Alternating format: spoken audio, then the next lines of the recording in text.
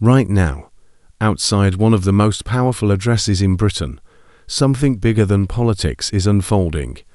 Not the breaking of glass, not the fall of barriers, but the breaking of trust. The contract between a leader and his people has snapped. And tonight, that betrayal has a name: Keir Starmer. Thousands have gathered on Downing Street, not with slogans or party flags, but with bills in their hands. Electric bills, gas bills, heating bills that have tripled in just 2 years. Bills that don't care about your political color, only about your survival. This isn't a partisan protest. It's not the left or the right. It's ordinary people, the nurses, the teachers, the pensioners, saying they've had enough. From Parliament Square to the gates of Number 10, bodies are packed shoulder to shoulder. Homemade signs written on the backs of final notice envelopes.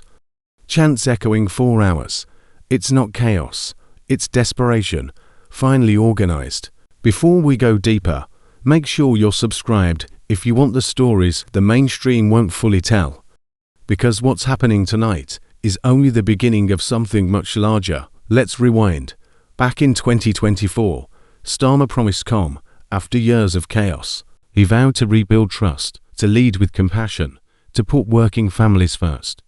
His campaign posters showed him listening to people in kitchens and community halls, sleeves rolled up, empathy on display.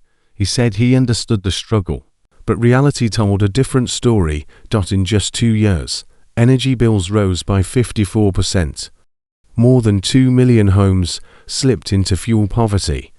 That's not opinion, that's data. Meanwhile, £30 billion in green subsidies went not to British families, but to offshore corporations, some foreign-owned, many untaxed, while people here rationed heat in their own homes. The contrast was unbearable.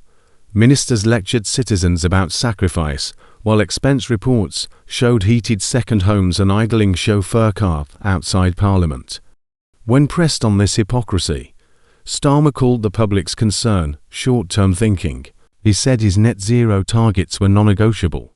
To the millions freezing in silence, that sounded less like leadership and more like arrogance. That single phrase, non-negotiable, spread across social media within hours, because, for those who never got to negotiate their heating, it was a slap in the face. Look at who's out there tonight. Nurses still in scrubs after 12-hour shifts, holding signs that read, "I save lives, but can't heat my home."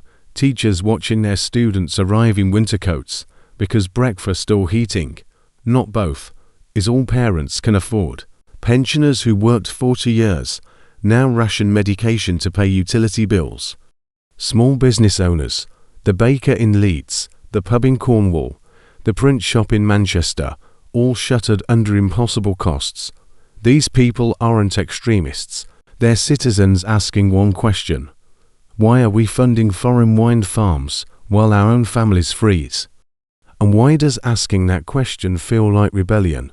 The government's response: mockery. Energy Secretary Sarah Jones called the protesters useful idiots. Climate Minister David Walsh dismissed them as scientifically illiterate. But walk through that crowd and you'll see something different, not ignorance, but heartbreak. People abandoned by the very system they fund. Here's the truth no one in Westminster wants to say aloud. You can't save the planet by destroying the people who live on it. Net zero isn't the enemy. A net zero plan that shields the wealthy while punishing the poor, that's the real failure. Green levies crush those on fixed incomes. Carbon taxes close factories, but leave corporate profits untouched. The rich install solar panels with rebates. The poor choose between light and heat. When energy giants made record profits, over £4 billion combined, Starmer's government imposed a windfall tax, so weak it captured less than a third of what was promised. Shell paid an effective rate of 19%, BP 22. Meanwhile, a single mother in Birmingham paid 100% of her doubled bill, with no loopholes, no accountant, no escape. That's not governance. That's theatre. And the audience has stopped applauding. The statistics are brutal. In 2024, 8% of British homes were in fuel poverty.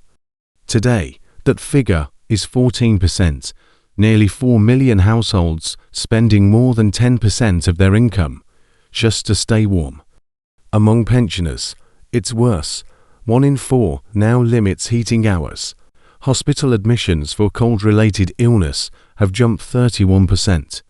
Last winter alone, 3 elderly citizens were found dead in South London. Heating turned off to save money. Inside number 10.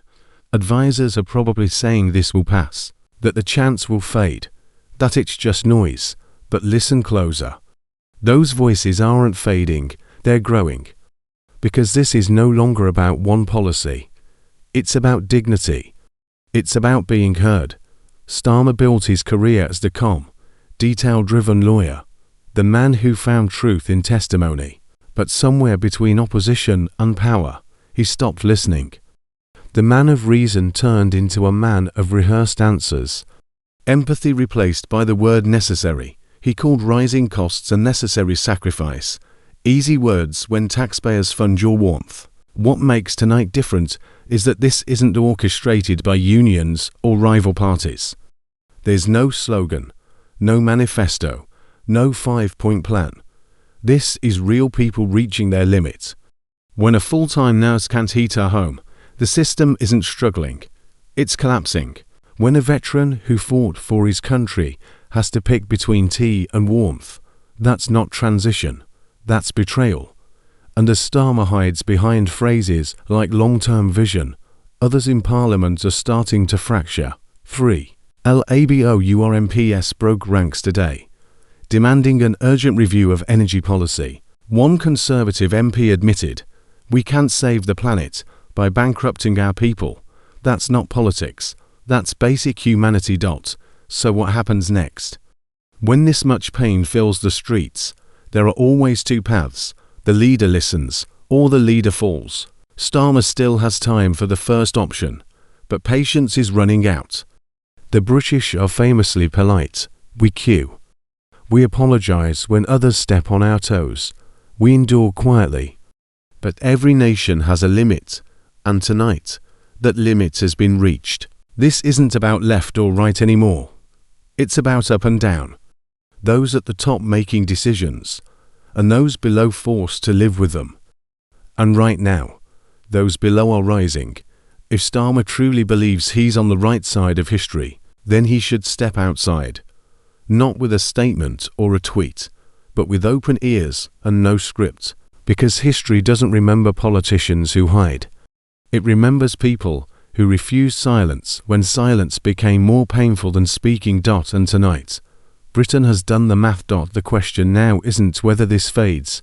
Movements born from truth never fade. The real question is whether Starmer will listen before it's too late. Before this becomes not just a political crisis, but a legitimacy crisis. Because once Starmer must go stops being a chant and starts being a mandate, the story changes forever. What do you think happens next? Does he face the people, double down? Or hope silence buries the noise? Drop your thoughts in the comments. And if you believe this story matters, share it. Not for clicks, for every person told that their suffering is just part of the transition. They deserve to know they're not alone. This is only the beginning.